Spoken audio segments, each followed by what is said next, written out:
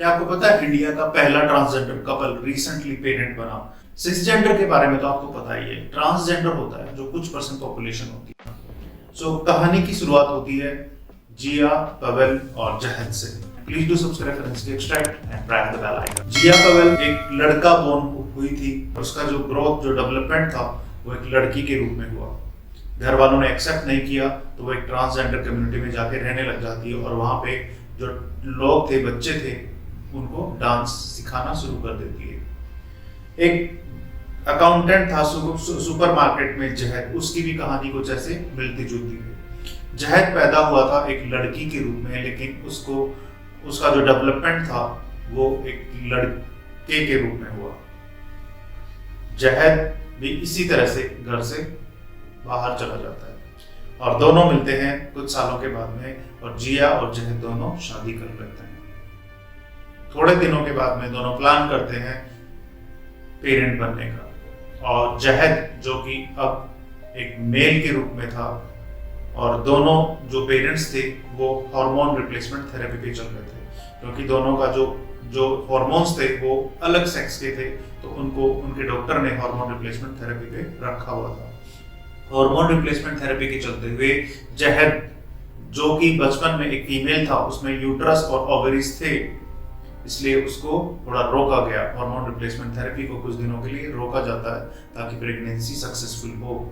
जहद pregnant होता है और जहद और दोनों फाइनली जो कपल था वो पेरेंट्स बनते हैं।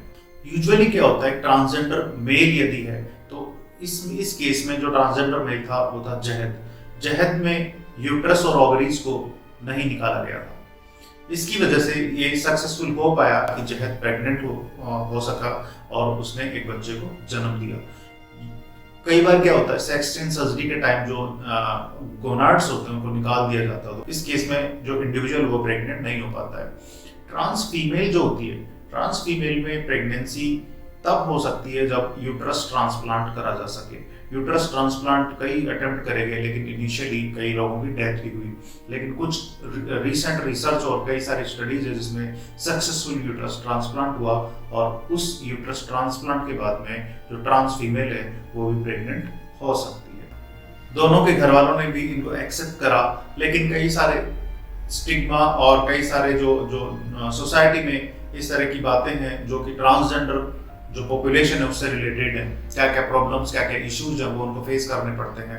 लेकिन रिसेंटली इंडियन गवर्नमेंट ने और काफ़ी जो इंस्टीट्यूशन है, यूनिवर्सिटीज़ ने नेशनल और इंटरनेशनल लेवल पे भी ट्रांसजेंडर लोगों के लिए काम करना शुरू किया है और उनके राइट्स को अलग से रिकॉग्निशन दी है। 2014 के बाद में जब सुप्रीम कोर्ट ऑफ इंडिया ने ट्रांसजेंडर को एक थर्ड सेक्स के रूप में रिकॉग्निशन दी और 2019 में एक transgender protection of rights act पास हुआ, जिसके बाद में ट्रांसजेंडर जो इंडिविजुअल्स हैं उनको भी स्पेसिफिक फैसिलिटीज और एज ए नॉर्मल जेंडर की तरह उनको सारी फैसिलिटीज और सारी जो सुविधाएं हैं वो मिलने लगी। ऐसे लोग जब प्रेग्नेंट होते हैं तो उनके लिए अलग से फैसिलिटी अवेलेबल नहीं थी।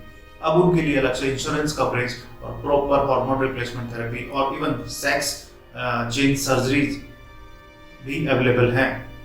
तो इस तरह से गवर्नमेंट धीरे धीरे उनके राइट्स को रिकॉग्नाइज करके और उनको फैसिलिटीज प्रोवाइड कर रही है और जो उनसे रिलेटेड जो स्टिग्मा है वो आज भी जुड़ा हुआ है, लेकिन धीरे धीरे वो भी कम हो रहा है। ऐसे बहुत सारे एग्जाम्पल है, लेकिन इंडिया में पहला एग्जाम्पल था जिया पवेल एंड जहद का, जिन्होंने सक्सेसफुली एक कॉम्प्लिकेटेड जर्नी को पूरा करा और एक बच्चे को जन्म दिया।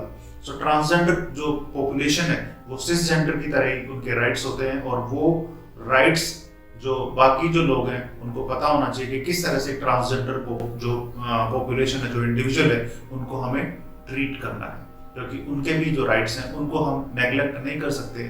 उनके भी राइट्स हैं जो कि एपेक्स कोर्ट ने प्रोवाइड किए हैं। Thank you so much.